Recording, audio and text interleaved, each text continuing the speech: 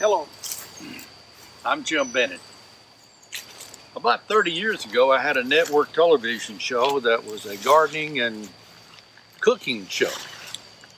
Well, I'm a little older and a little wiser now, and I thought I'd do another show about all the things that I have learned gardening.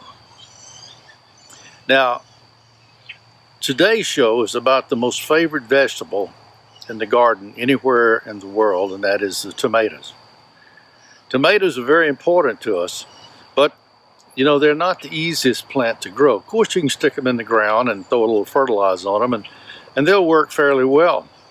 But over the years, I've learned to average about 85 to maybe 100 pounds of tomatoes per plant. This garden that we've got here is my personal garden, but we give these tomatoes here that we raise to the food bank in the town that I live in. And the people who receive it love them. We have a group of people from the churches that come out and help. But I want to relate to you some of the tips, shortcuts, and I guess the people today would call them hacks that make them produce so many tomatoes. So here we start with the number one problem with tomatoes, it seems, and that is blossom end rot. It's so disappointing because we see those beautiful red tomatoes that we think are ripe, and we've been waiting 45, 50, 60 days, some cases 80 days for these tomatoes. And we see them, we think they're ripe, and we reach for them, and they have blossom end rot. Every one of these in this container that is turned ripe has blossom end rot.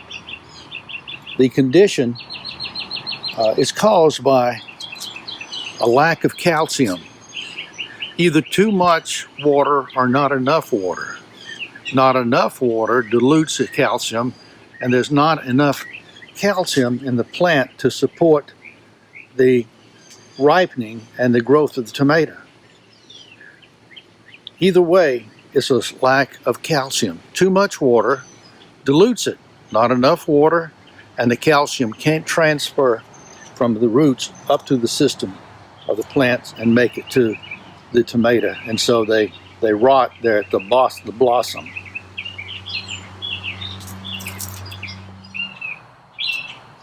One of the easiest and quickest cures is to dilute some Epsom salts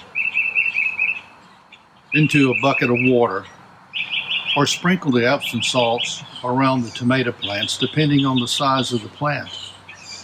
You know, I like to put maybe 1/4 cup of Epsom salts dissolved in 2 or 3 gallons of water, and then pour that around the base of the plant. The other thing that I like to do is to always use a tomato fertilizer on my tomatoes, because like this Miracle-Gro here, it has added calcium to it. One of the other answers is to use a product like this Fruitaloom Yield Boost. And what it is a liquid calcium that corrects and stops the blossom end rot. All of these do. They won't correct the rot itself, but they will correct the condition. The sooner you apply it, and the sooner you get a soil sample. Soil samples can be obtained from the local extension office, from your university in every state that is an agricultural university. Contact them and get a soil sample, and they'll tell you what's missing and how much to add to it. But temporarily, in this case, get the Epsom salts. You can be purchased at any of the big boxes or even grocery stores. People use it to take baths in, to correct sprains and pains and that type of thing. All you do is mix it up, a quarter cup or 2 or 3 gallons of water, and then water the tomato plant with it. It can also, blossom and rot can also happen with bell peppers.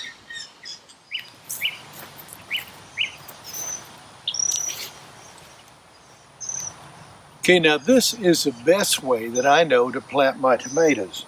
And what I'll do is I'll get a healthy looking tomato and I'll strip off the leaves, making the stem as long as I can. Then I will dig a trench rather than a deep hole. Trench is ideal because everywhere that the stem of the tomato plant touches the soil underneath the ground, you need to do it about 4 or 5 inches deep, no more than that, and then you lay the tomato plant down in the ground like that, and maybe even bring it up like this, because you want as much contact as you can have with the tomato plant, so everywhere that it contacts roots will grow where the soil contacts. So if you pull this up in about a month or 6 weeks, you'll see that all of this has developed roots. And so you will have 200, 300, even 400% more roots than you would have. And if you've got 400% more roots producing nutrients and mining out that calcium and doing everything for you, you're going to have much healthier tomato plants. Now, before I cover it completely, I'm going to water it in. This has the Miracle-Gro tomato fertilizer in it. It has strength, and it also has the Epsom salts in it. And so now I can cover it up, and that will seep down into the root zone, and it will develop at least 300% more roots than what it had. If you put it in a deep hole, and the hole is deeper than 5 inches, the roots in the bottom of that hole, let's say 6 inches, they just give up and just live, but they don't do much because the soil is really too cool. Tomato is a tropical plant, and it likes to have warm soil. So when you do it by laying it down, let me tell you what happens.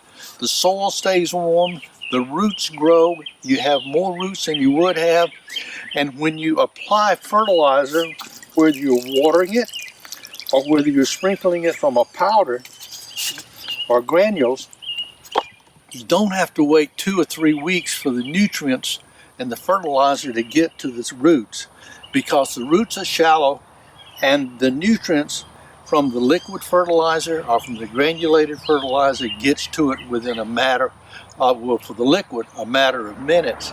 For the granulated, a matter of 1 or 2 or 3 days, depending on the weather. So that's how I do it. And there will be more videos coming from the about tomatoes and the things that I do to increase my yields up to 80 or 90 pounds per plant. And it's a lot of fun to grow tomatoes when you're getting results like that. God bless you.